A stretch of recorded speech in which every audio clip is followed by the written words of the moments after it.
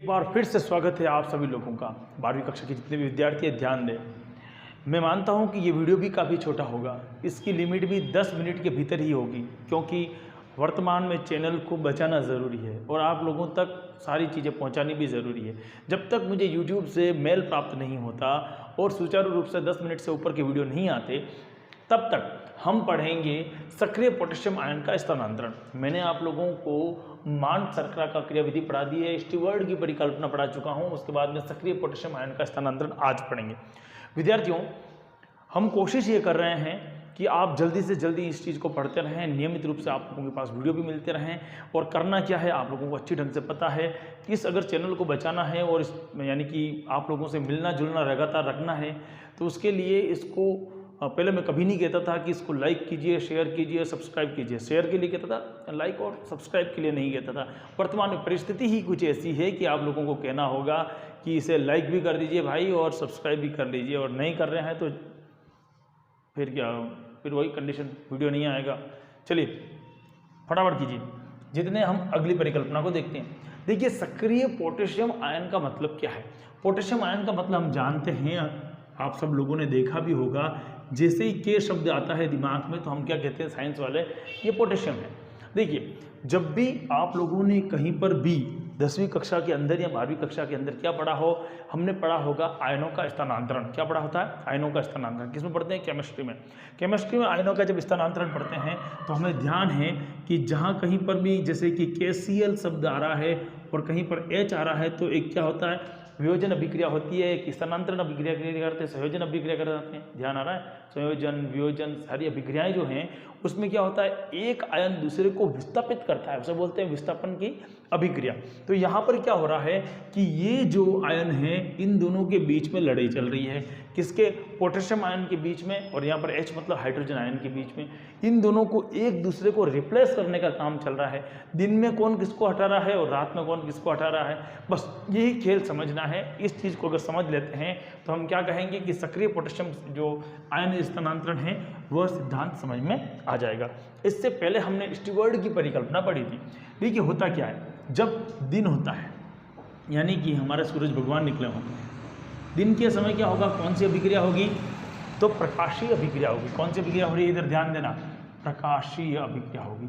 जैसे ही दिन में प्रकाशीय अभिक्रिया होती है तो जो हमारे पास में मौलिक अम्ल है वो क्या हो जाएगा, द्वार कोशिकाओं के अंदर बनने लगेगा। अब यहाँ पर चित्र पर ध्यान देना, ये आपके पास में एक कोशिका का चित्र है और वो कौन सी कोशिका है, द्वार कोशिका है।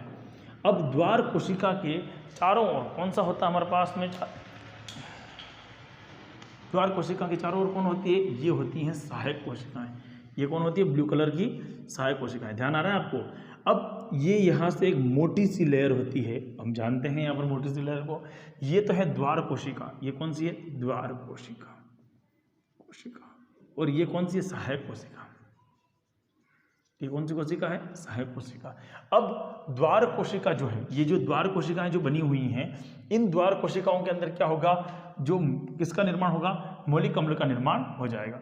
अब मौलिक अम्ल क्या होता है कि जैसे द्वार कोशिका के अंदर होते हैं, प्रकाश संश्लेषण की क्रिया के दौरान इसका विघटन हो जाएगा। विघटन क्योंकि हमें इनडायरेक्टली और डायरेक्टली क्या चाहिए, H चाहिए और K चाहिए। दो चीजें बड़ी ध्यान से समझने की, H और K। तो यहाँ पर क्या होगा, ये जो मौलिक अम्ल बना, कौन बना, ये हमारे पास में मौलिक अम्ल बना।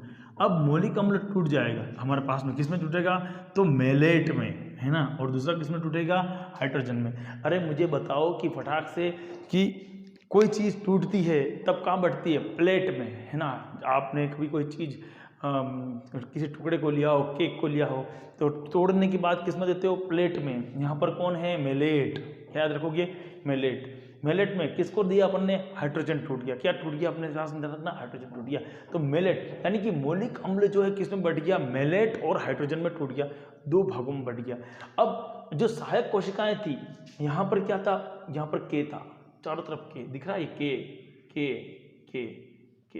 जैसे ही इसको पता लगा कि हाइड्रोजन अंदर अलग हो गया है, क्या पता लगा कि हाइड्रोजन अंदर अलग हो गया है, तो यह के अंदर की ओर प्रवेश करने लगेगा। तो क्या हो जाएगा, सहायक कोशिकाओं के अंदर पोटेशियम क्या हो जाता है, सक्रिय हो जाता है और कहाँ प्रवेश कर जाता है, भीतर की तरफ प्रवेश करने लग जाता है। जैसे भीतर की तरफ प्रवेश करेगा तो मुझे बताओ जो मेलेट बना हुआ है वो किससे जुड़ने लगेगा, किससे जुड़ने लगेगा, हाइड्रोजन तो बाहर निकाल देगा। या हाइड्रोजन को तो बेचारे को बाहर निकाल दिया, अंदर कौन चला गया, बोलो पोटेशियम चला गया। तो पोटेशियम ने जाकर के किससे क्रिया कर ली, आपके मेलेट से क्रिया कर ली और क्या बन जाएगा, देखिए पोटेशियम मेलेट बन जाएगा।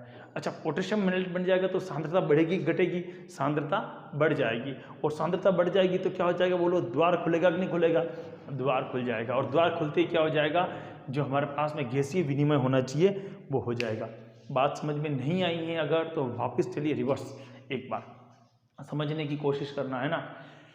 मैं कह रहा हूँ कि जैसे ही दिन हुआ, दिन होने के सूर्य भगवान की रोशनी पत्तों पर पड़ी, पत्तों पर पड़ने के बाद में पत्तों के अंदर जो कोशिकाएं बनी हुई हैं, आप लोग जानते हैं कि ये पत्ते हैं, जानते हैं ना, इन पत्तों के अंदर जो छोटी छोटी कोशिकाएं हैं ये वाली कोशिका है, इसे कहते हैं गार्ड सेल्स यानी कि द्वार कोशिकाएं। द्वार कोशिकाओं के ऊपर कौन होता है, के तो अंदर पोटेशियम के लिए लिखा है, बाहर कौन है बताओ, सहायक कोशिकाएं। बाहर कौन है, सहायक कोशिकाएं।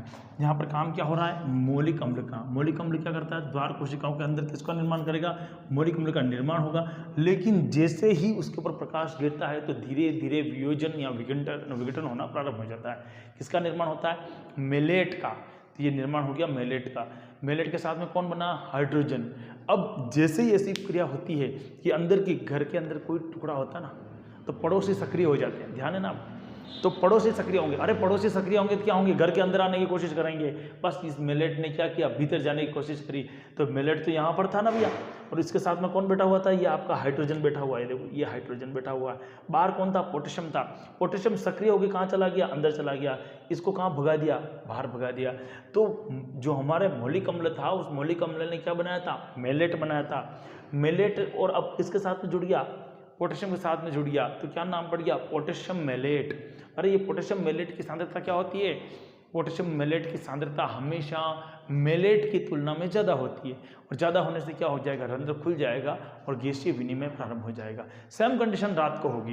रात को क्या होगा, रात को देखिए जैसे रात होगी तो ये प्रोसेस उल्टा चलने लगेगा और वापस हाइड्रोजन कहाँ चला जाएगा, हमारे पास में मेलेट के पास में चला जाएगा और क्या बना देगा, वापस मौलिक अम्ल बना देगा। और मौलिक अम्ल बनने के बाद में क्या हो जाएगा, रंध्र की क्रियाएं बंद हो जाएंगी। तो आशा और उम्मीद करता हूं कि आप लोगों को ये वीडियो भी अच्छा आए, समझ में आया होगा। तो तुरंत प्रभाव से इसका भी व्यू पहुंचा दीजिए ताकि हम आप लोगों के साथ बने रहें। और नेक्स्ट वीडियो में हम बात करेंगे एक प्रभावित करने वाले कारक, बहुत अच्छा वीडियो वो भी, हम उसमें जल्दी बात करेंगे। तब तक सुरक्षित रहना है, बाहर रगड़ना नहीं है, घूमना फिरना नहीं है, और अगर स्कूल खुले नहीं हैं तो घर पे ही रहना है अभी तक। और अगर गवर्नमेंट इतनी सतर्क है तो हमें भी सतर्क रहने की ज़रूरत है। घर पे रहकर अच्छे ढंग से स्टडी कीजिए आप। फिर मिलूँगा मैं इसी समय। जय हिंद, जय भारत।